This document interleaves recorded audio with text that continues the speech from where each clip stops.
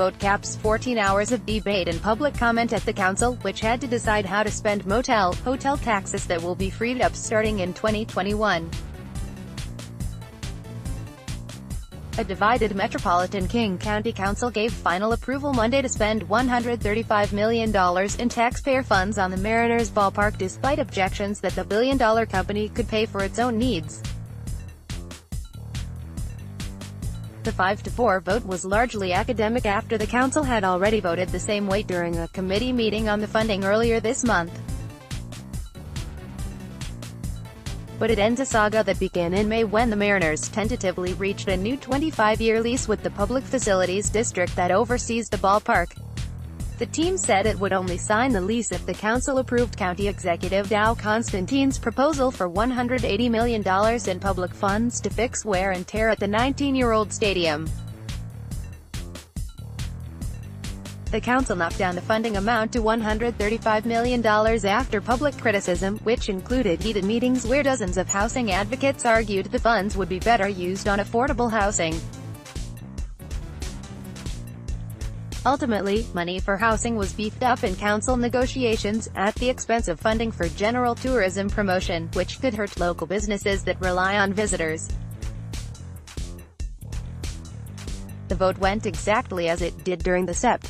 5 committee meeting. Casting ballots in favor were council members Joe McDermott, Reagan Dunn, Kathy Lambert, Claudia Balducci and Pete von Reichbauer. Voting against were council members Larry Gossett, Gene Cole-Wells, Dave Upthegrove and Rod Dembowski. Council members had debated the issue and held public comment over a total of 14 hours across 4 hearings in the last 2 months. The Mariners have said the team expects to sign a long-term lease once the funding is approved, despite the allocation being less than what the team wanted. The team's current lease expires at the end of this year. It marks the second time significant taxpayer money will go toward helping the Mariners. King County voters rejected funding for a new stadium in 1995, but the state legislature approved taxes for construction anyway. Taxpayer funds ultimately financed 72% of Safeco Field's $517 million cost.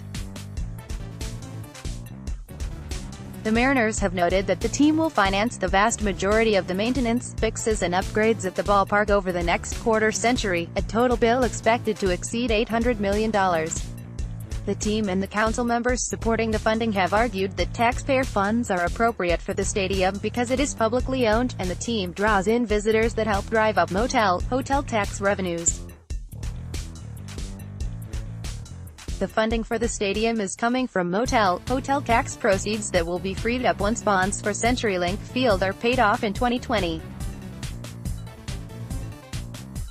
Opponents said the team, which is worth $1.45 billion and is owned by billionaire John Stanton, could afford the fixes themselves, particularly since the vast majority of revenues generated by the stadium go directly to the team.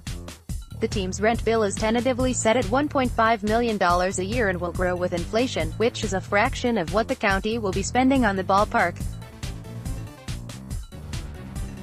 The team also doesn't pay toward property taxes, which would be $6 million a year, and keeps all revenues from the naming rights of the publicly owned stadium. The Safeco Insurance naming rights deal expires at the end of this year, and recent naming rights deals elsewhere have been north of $100 million.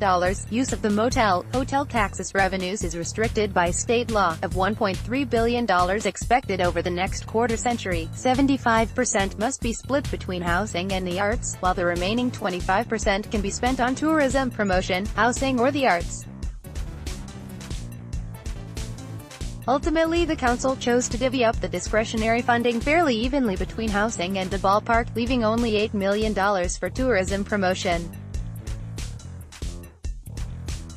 The 4 council members who opposed the plan had wanted instead to allocate $25 million to Safeco Field for basic maintenance. They also wanted to put the issue on the February 2019 special ballot as an advisory measure, but that proposal was voted down, as well.